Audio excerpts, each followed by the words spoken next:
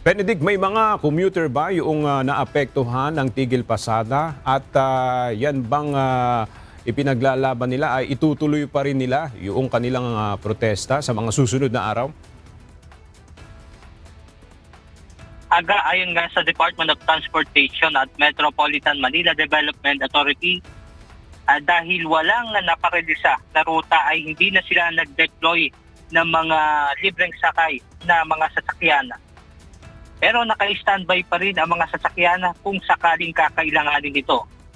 Ito namang ginawang pag-disperse ng grupo na manibela sa bahagi ng Commonwealth ay para lang sa transport strike ngayong araw.